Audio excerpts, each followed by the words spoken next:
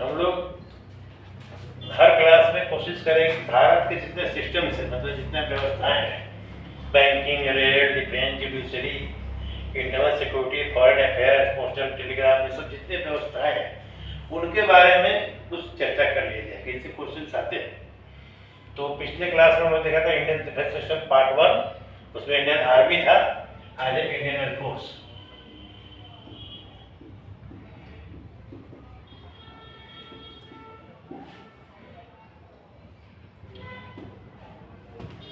Indian air force दुनिया में इसका भी चौथा स्थान है, संयोग से इसका भी चौथा स्थान है। अमेरिका,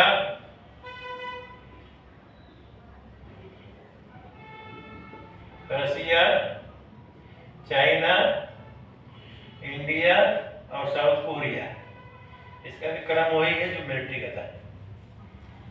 इंडिया चौथे स्थान पर है। इंडियन एयरफोर्स की स्थापना हुई थी 8 अक्टूबर 1932 को। ठीक है, इसी दिन हम एयरफोर्स डे के रूप में मनाते हैं। 8 अक्टूबर को एयरफोर्स डे के रूप में मनाते हैं। और आर्मी डे कब मनाते हैं उसे बताता है। आर्मी डे कब मनाते हैं? 15 जनवरी को। 15 जनवरी को चर्चा की थी विस्तार से। 15 जनवरी को आर्मी डे। ठीक है, दोनों में अंतर है। 8 अक्टूबर को 15 जनवरी का सेपरेट कब मिल जाएगा? 8 अक्टूबर को मनाते हैं, इसका स्थापना दिवस है इसलिए फोर्स मनाते हैं। लेकिन 15 जनवरी को आर्मी डे इसलिए मनाते हैं, स्थापना हुआ था इसलिए मनाते हैं कि उस दिन पहला इंडियन कोई आर्मी का चीफ बना था, के.एम. करियप्पा। उसके पहले 15 जनवरी करंट डे क्या कहते देख लो, आर्मी के दिन नहीं, उसके पहले 15 जनवरी का दिन निकालो, कॉपी पक्का क्या हुआ? 15 जनवरी को। हाँ, 15 जनवरी को आर्मी डे का दिन क्या कॉपी में होगा।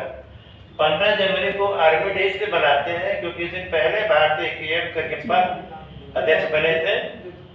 ठीक है, उसी अंग्रेज एमहर्स्ट से उन्होंने चार्ज लिया था। और लेकिन एयरफोर्स डे स्थापना दिवस के रूप में मनाते हैं। इसको मानते हैं कि उस दिन पहले भारतीय ने अध्यक्ष का पद लिया था, इसलिए मनाते हैं। तो ये दोनों में अंतर है। जैसे आर्मी की स्थापना हुई थी 1 अप्रैल 1895 में, लिख लो, नहीं लिखा है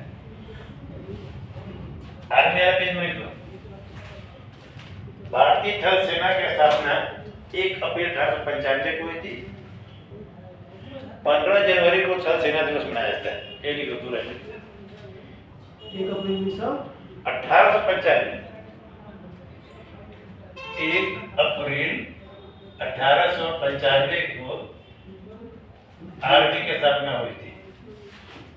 उस समय इसको ब्रिटिश रॉयल आर्मी कहते थे, इंडियन आर्मी नहीं कहते थे। भारत में हुई थी स्थापना, लेकिन इस तारीख को पहला अध्यक्ष बने थे भारत का के.एम. करियप्पा, आर्मी चीफ, इसलिए दिन को थल सेना दिवस मनाते हैं। यह स्थापना के दिन को एयरफोर्स डे मनाते हैं। अब आते हैं एयरफोर्स के स्ट्रक्चर पर। जहां आर्मी की कुल स्टैंडिंग फोर्स की संख्या थी 12,50,000, एयरफोर्स इतना ही है 1,35,000। इसके कुल कर्मचारियों की संख्या है 1,35,000। ठीक है, एयरफोर्स की क्षमता, किसी भी देश के एयरफोर्स की क्षमता उसके स्क्वाड्रन से नापी जाती है। कितने स्क्वाड्रन है? एक स्क्वाड्रन में 16 से 18 एयरक्राफ्ट होते हैं। एक स्क्वाड्रन में 16 से 18 एयरक्राफ्ट होते हैं, फाइटर प्लेन, उसी से क्षमता मापी जाती है। इंडियन एयरफोर्स की स्थापित जो क्षमता है वो होनी चाहिए भारत की आवश्यकताओं को देखते हुए।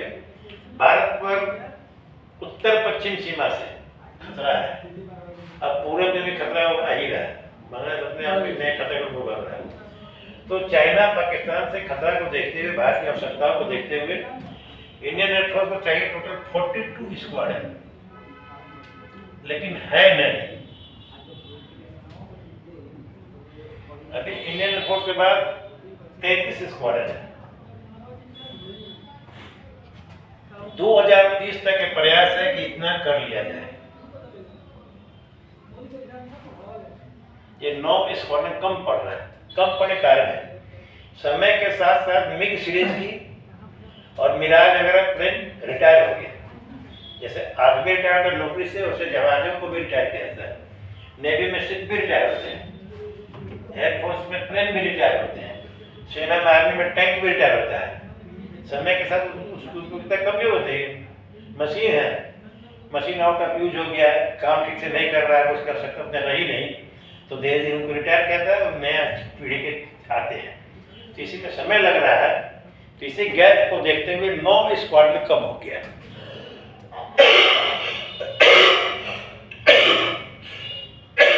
लक्ष्य है कि 2030 तक 42 स्क्वाड्रन हो जाए और 2047 तक जब हमारा देश आजादी के 100 वर्ष मनाएगा तो डिफेंस प्रोडक्शन के क्षेत्र में इंक्लूडिंग एयरक्राफ्ट भी हम लोग पूर्ण आत्मनिर्भर हो जाए। स्वदेश में ही सभी चीज निर्मित हो जाए, हम लोग को बाहर से मंगाना न पड़े। गोला बारूद हथियार, यहाँ तक कि हवाई जहाज भी, फाइटर प्लेन भी। जैसे अभी हम चर्चा में कौन सा प्लेन है भी, राफेल। भारतीय वायुसेना सबसे आधुनिक फाइटर प्लेन है राफेल। राफेल कहाँ से आता है? फ्रांस से मंगाते हैं हम लोग। अमेरिका, रूस और फ्रांस यही 3 देशों से मुख्तलिफ डिफेंस के इक्विपमेंट खरीदते हैं, फ्लाइट विमान वगैरह। तो लक्ष्य है सरकार का कि 2047 तक जब आज़ादी के 100 साल मना रहे होंगे तो डिफेंस के प्रोडक्शन में हर क्षेत्र में हम लोग आत्मनिर्भर हो जाए, कहीं से हम लोग को मंगाना न पड़े। यह है टारगेट हम लोग का। अब आते हैं एयरफोर्स कैसे काम करता है। एयरफोर्स का मुख्य काम क्या होता है? युद्ध जब होता है तो युद्ध में मेन काम आर्मी का ही होता है। युद्ध होता है सबसे पहले जो सीमा पर फोर्स तैनात होती है वो बीएसएफ होती है। शांति काल में जब युद्ध नहीं चल रहा होता है तो बीएसएफ सीमा को सुरक्षा प्रदान करती है। बीएसएफ के पहले में एक होता है ITBP, Indo Tibetan border police. वह जितनी सीमा हमारा भारत का चीन और तिब्बत से लग रहा है, तिब्बत पर चाइना ही कब्जा किया था, चाइना ही समझिए, जहाँ तिब्बत या चीन से वायुसेना लगती है वहाँ की सुरक्षा करता है आईटीबीपी।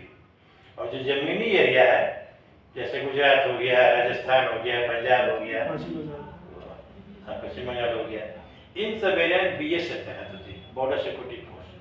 सेना युद्ध के काम में, युद्ध में जब युद्ध नहीं चल रहा होगा तो सेना पर बीएसएफ गश्त करती है। उसका काम सीमा सुरक्षा पर, तो सीमा की सुरक्षा करना है। बॉर्डर तुम देखे हो जी, बॉर्डर फिल्म में शुरू में जब सेना युद्ध नहीं चल रहा होता है तो बीएसएफ रहती है सीमा चौकी पर।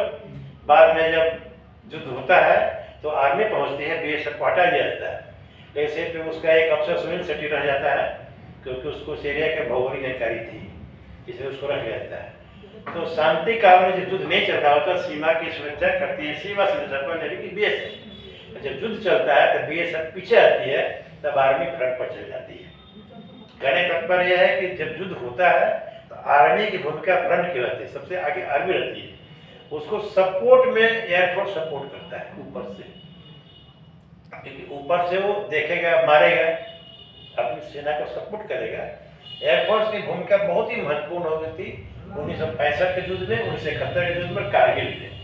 इन 3 युद्ध में एयरफोर्स ने बहुत ही निर्णायक बढ़त दिलाई है भारतीय सेना को। तीनों के युद्ध के जीतने में एयरफोर्स की सबसे महत्वपूर्ण भूमिका थी और भी थी एयरफोर्स की निर्णायक भूमिका थी। ये एयरफोर्स के बल पर ये तीनों युद्ध जीता गया था। अब आते हैं एयरफोर्स के कार्य प्रणाली पर, कैसे कैसे काम करता है।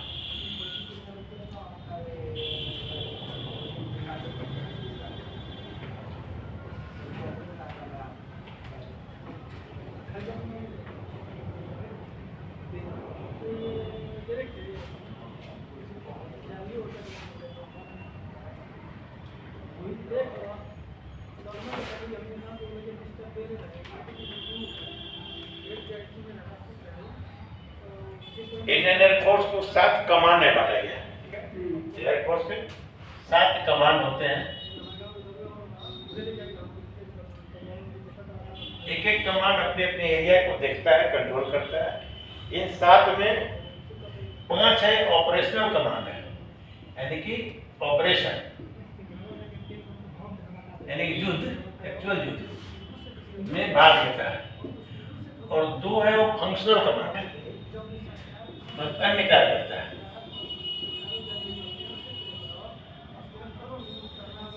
ऑपरेशनल कमांड मतलब कि जब युद्ध लड़ना हो, कोई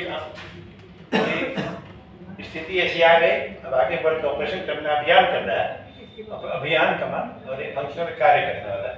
तो ऑपरेशनल कमांड कौन कौन सा है? ईस्टर्न एयर कमांड,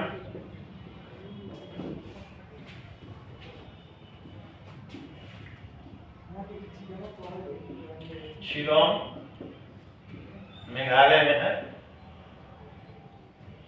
मेघालय की राजधानी है शिलोंग। ईस्टर्न एयर कमांड है, इसका काम क्या है?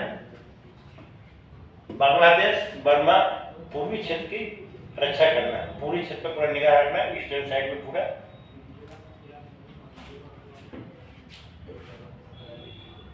वेस्टर्न एयर कमांड, ये नई दिल्ली में है।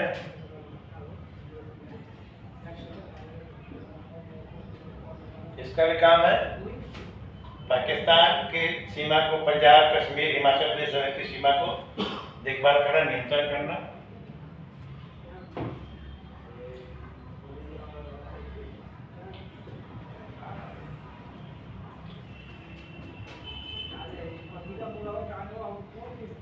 साउदर्न एयर कमांड,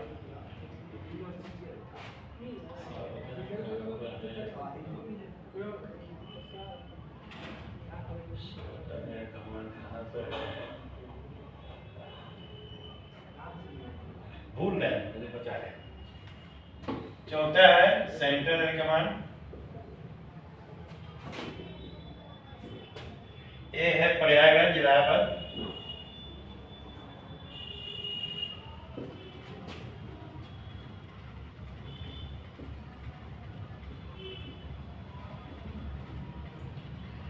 पांचवा है साउथ वेस्टर्न एयर कमांड,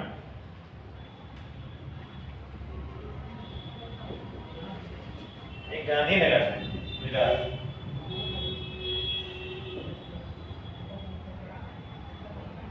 एक ग्वालियर में,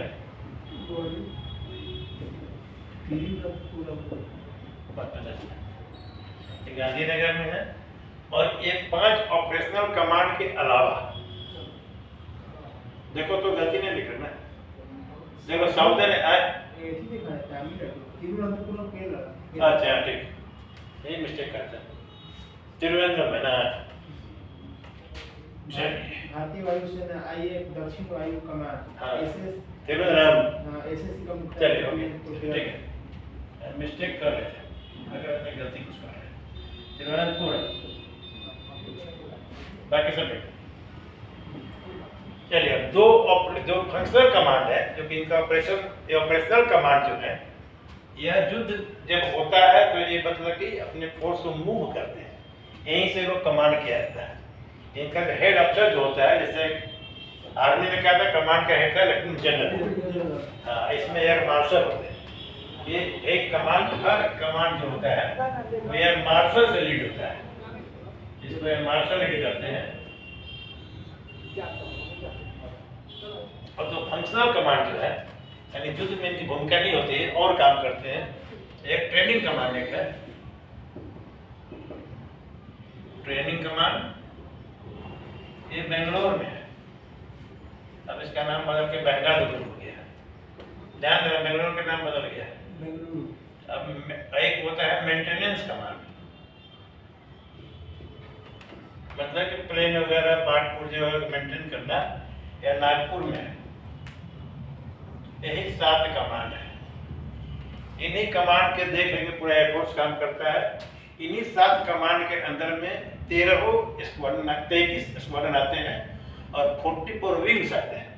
वो सब लड़ाकू, गैर लड़ाकू, स्टाफ, सब कुछ टोटल कंप्लीट एयरफोर्स का स्ट्रक्चर यही 7 कमांड देखते हैं पूरी तरह से। ये है हम लोग का एयरफोर्स। बहुत ही महत्वपूर्ण, दुनिया में चौथी सबसे बड़ी एयरपोर्ट शक्ति और सबसे महत्वपूर्ण विमान से राफेल सबसे उन्नत। और भारत की पूरी कोशिश है कि 2047 तक हम लोग अपना ही प्लेन बनाने लगे। फाइटर एयरक्राफ्ट इंडिया नहीं बनाता है। इंडिया बहुत रिपेयरिंग कर सकता है, मेंटेनेंस कर सकता है, असेंबलिंग करता है, लेकिन मूल रूप से बनता नहीं। एक बनाया है ना तेजस, वो असेंबलिंग किया जाता है, बनाया नहीं है। वो पार्ट्स जो है कहीं और से मंगाया, इंजन नहीं बनता, इंजन जी का है, जनरल इलेक्ट्रिक अमेरिका का कंपनी है उसका है। तो हम लोग पूर्णतः 100% कुछ भी नहीं मांगना पड़े, वो मैसेज नहीं प्राप्त किया जाए। चलिए ओके, ओवर, टॉपिक समाप्त। और सर जो ये